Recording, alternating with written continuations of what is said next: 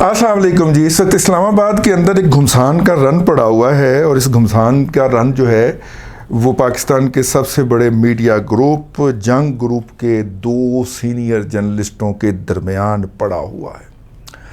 P T V کے اندر اس وقت ایک اعلیٰ عہدے پہ فائز ایک صاحب جو ہیں جن کی تقرری جو تھی وہ تو کسی دور کے اندر انڈس ٹی وی میں کروائی گئی تھی اعلیٰ نرخوں پہ اوپر، لیکن وہ کام جو تھے وہ شہزاد اکبر کے ایسٹ ریکوری یونٹ کے لیے کرتے تھے. تنخواہ انہیں انڈس والے پروجیکٹ سے ملتی تھی اور انڈس والا پروجیکٹ آپ کو پتہ ہے کہ ان کا تھا، کہنے کی ضرورت نہیں ہے، اور بہت بڑی تنخواہ ملتی تھی. مطلب جس کا کوئی اس جیسے لیول کا شخص جس کو لگوایا گیا تھا اس کو تو بالکل بھی نہیں ملنی چاہیے اگر مارکیٹ کا ریٹ بھی دیکھا جائے، لیکن اس ریٹ پہ ان کو لگوایا گیا اور ان کو اتنی بڑی تنخواہ دلوائی گئی.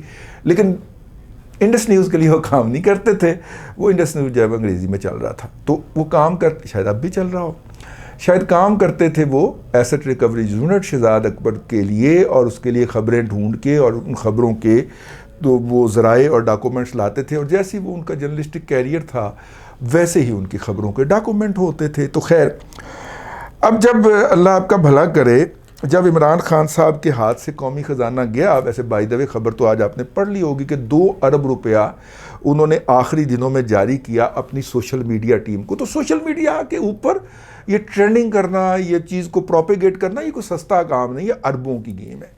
تو 2 ارب روپیہ تو انہوں نے اپنے آخری میرا خیال کچھ دنوں کے لیے کیا تھا. پھر آپ کو پتہ چلا گیا ہوگا کہ کے پی کے کا بھی سارا خزانہ اڑا دیا ہے موصوف نے جا کے، اس لیے واپس آ کے لاہور بیٹھے. تو یہ جب سب کچھ اڑ گیا تو پھر انہوں نے اپنے ریٹائر سب جو سرپرستان تھے ان سے کہا.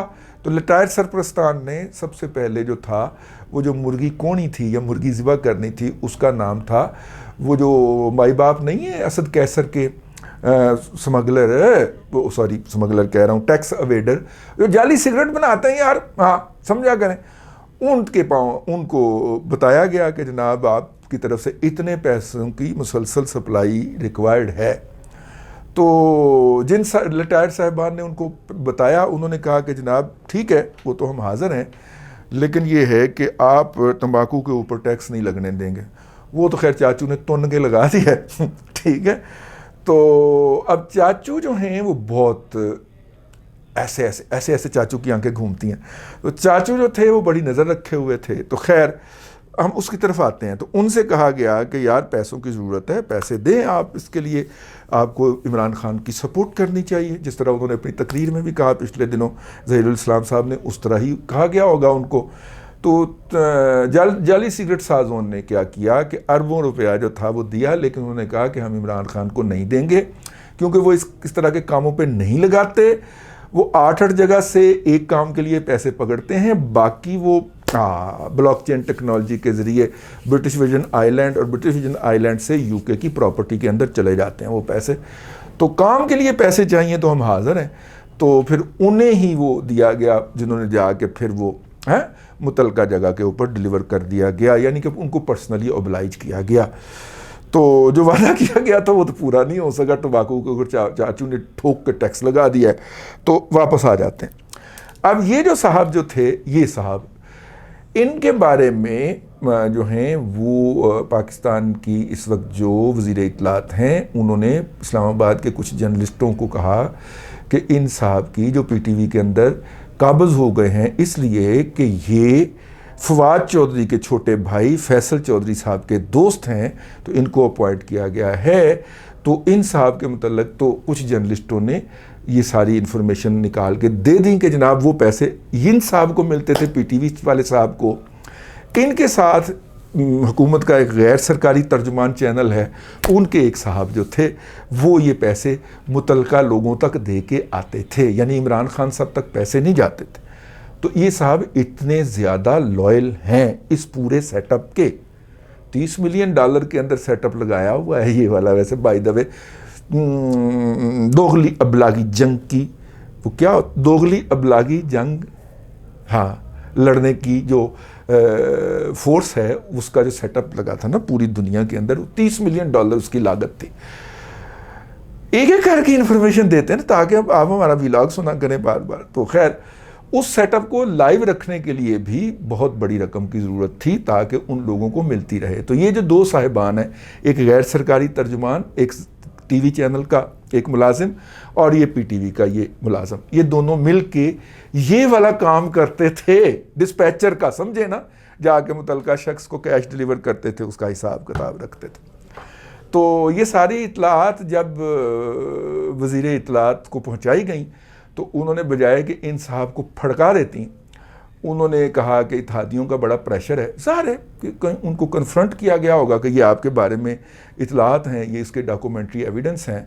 تو انہوں نے, یہ میرا اندازہ تھا لیکن میرا اندازہ غلط نکلا.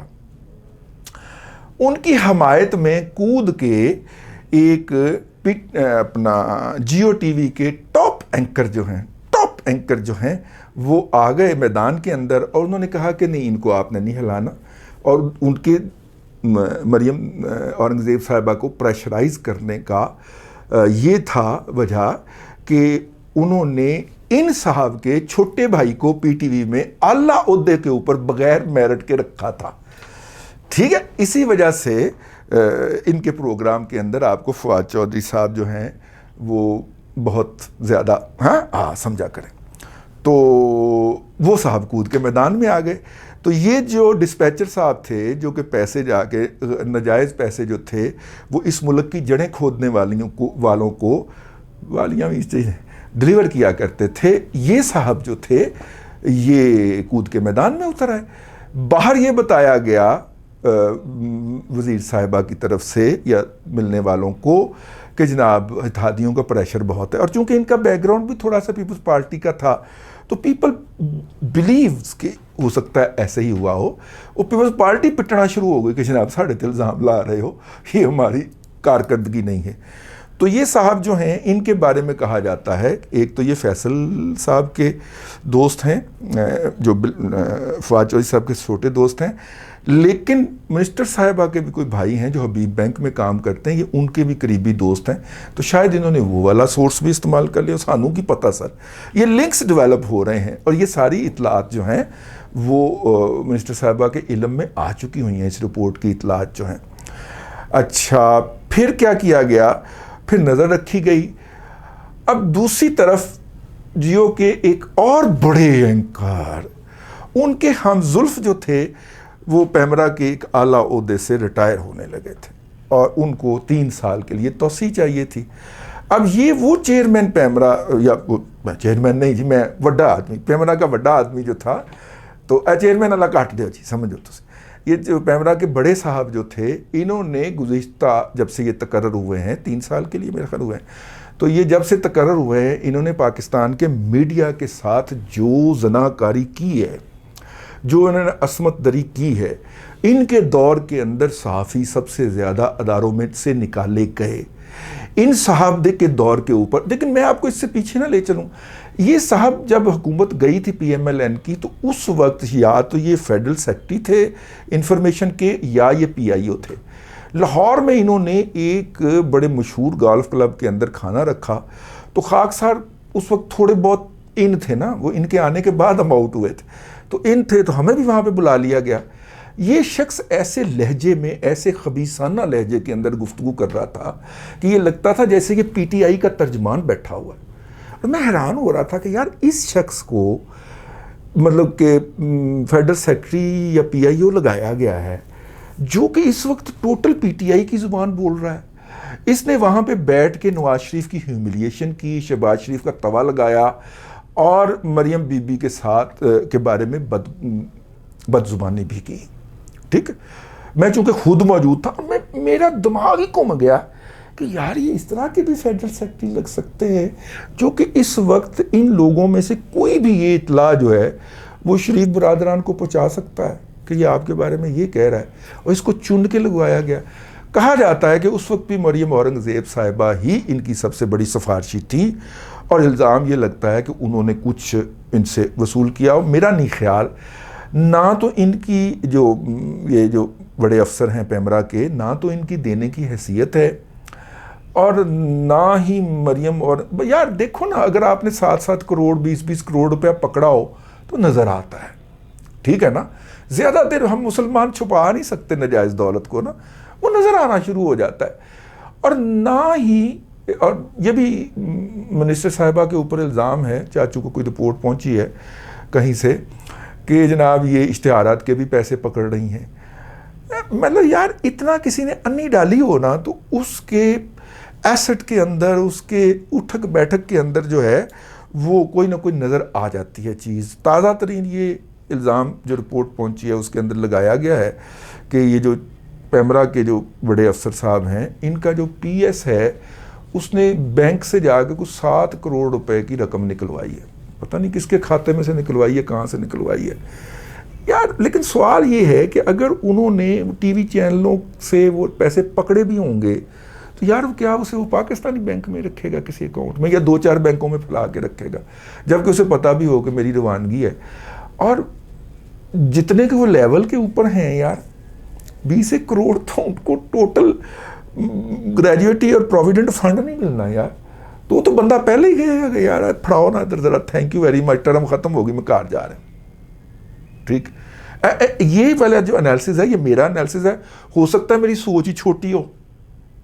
کیا خیال ہے مطلب کہ یہاں پہ اگر شہباز گل کے اوپر 4 سال کے اندر 2 یا 3 فارم ہاؤسز کے الزامات لگ سکتے ہیں, لیکن یار وہ فارم ہاؤسز کی بھی کیا ورتھ ہوگی, وہ اربوں میں تو نہیں ہوگی نا, کروڑوں میں ہی ہوگی. ٹھیک ہے, تو اتنے زیادہ پیسے وہ شخص اگر صرف پوسٹ کے لیے دیتے, میں مطلب مجھے یہ چیز جو ہے, یہ افواہ نما الزام جو ہے یہ اپیل نہیں کر رہا, نہ منسٹر صاحبہ کے حوالے سے اور نہ یہ پیمرا کی بڑی شخصیت کے حوالے سے. لیکن بہرحال چونکہ یہ باتیں ڈسکس ہو رہی ہیں کہ جیو کے 2 عدد اینکر جو ہے وہ آپس میں بھینسوں کی طرح بھڑ گئے ہیں. ٹھیک ہے, تو اس بھڑنے کا نتیجہ یہ تھا کہ پھر اسلام آباد کے اندر 2 دن پہلے یہ خبر پھوڑی گئی کہ مریم اورنگزیب صاحبہ جو ہیں وہ پرائم منسٹر ہاؤس گئی ہیں اور انہوں نے وہاں پہ جا کے شور وور مچایا ہے. چاچو کو چونکہ پہلے سمری پہنچ چکی تھی ان ساری خبروں کی یا اطلاعات کی یا موصوف کی کرتوتوں کی, کرتوت تو انہوں نے کیے ہوئے ہیں نا. مطلب یہ وہ پیمرا کے بڑے افسر تھے جن کے دور کے اندر مریم نواز شریف کو دکھانا اور نواز شریف کو سنانا میڈیا کے اوپر بین رہا. ٹھیک ہے, اور اگر کسی ٹی وی چینل کے کسی مباحثے کے پروگرام کے اندر کوئی میڈیا مطلب تجزیہ کار پی ایم ایل این کے حق میں کوئی ایک فکرہ کہہ دیتا تھا, وہ دوبارہ بلایا نہیں جاتا تھا. ٹھیک ہے, بھگتا ہے. یہ اتنے کمینے اور گھٹیا لیول کے اوپر, یہ کمینہ آدمی ہے تو کمینی حرکت ہی کرے گا نا, لیول کے اوپر اترے ہوئے تھے کہ بس میں آپ سے کیا کہوں اب. ٹھیک ہے, جو جناکاری ہوئی اس میڈیا کے ساتھ اور بول کے اوپر بیٹھ کے لوگوں کو بکواسیات کرنے کی اجازت دیے رکھی اس شخص نے. وہ کسی کا بھی چاہے بول کے اوپر اور ARY کے اوپر جو چاہے بونک دے. وہ جرنلسٹک, میں نے بھی یہ لفظ نان جرنلسٹک بولا ہے, وہ جرنلسٹک معیارات کے اوپر, لیکن میں پیمرا سے ریگولیٹڈ نہیں ہوں نا بھائی. ٹھیک ہے, وہ جناب جو مرضی کہہ دیں ان کے لیے کچھ نہیں ہے, لیکن دوسری سائیڈ کا بندہ اگر کوئی وہ کیا کرے آہ بھی کر دے تو اس کو فوراً. ٹھیک ہے, پھر جو اب حکومت, موجودہ حکومت کے خلاف جو کرٹیسزم نہیں بند ہو پا رہا, اس کی ایک وجہ یہ بھی رہی کہ انہوں نے جو ہیوی مشاہروں کے اوپر ملینز آف روپیز کے اوپر اپنے پسندیدہ جو چود حضرات تھے, جن کو آج کی ڈیٹ کے اندر بھی 49 کہنا آتا ہے اور وہ 49 نہیں کہہ سکتے, ان کو کئی ملین روپے کے اوپر انہوں نے ڈنڈا دے کے بازو مروڑ کے کروایا, بھرتی کروایا, اور وہ آج بھی وہیں پہ مسلط ہیں. ٹھیک ہے, اس لیے یہ بند نہیں ہو پا رہا. آپ سمجھ آتے, یہ کہتے ہیں یار اس بندے کو سبزی خریدنی نہیں آتی.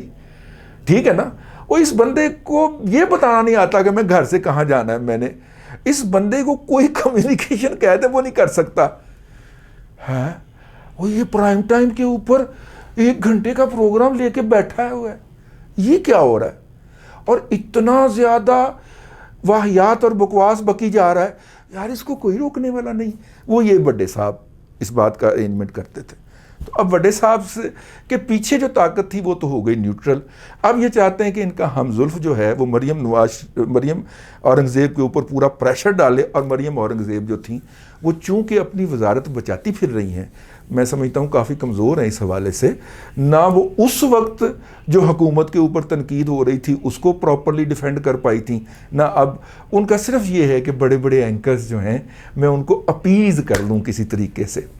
تو پی ٹی وی کے سارے معاملات کے حوالے سے انہوں نے یہ جو سپلائرز, میرا مطلب ہے کہ ڈسپیچر صاحب, کوریئر صاحب جو ہیں, جو کہ ایسٹ ریکوری یونٹ کے اندر کام کرتے رہے شہزاد اکبر کے, اور پارٹ ٹائم یہ انڈس کے اندر کام کرتے رہے ہیں, 200 بندہ جو تھا جو کہ ناجائز طور پہ بھرتی کیا گیا تھا اور جس کی کوئی پوسٹ سینکشن پوسٹیں نہیں تھی, ان کو بھرتی کر دیا گیا.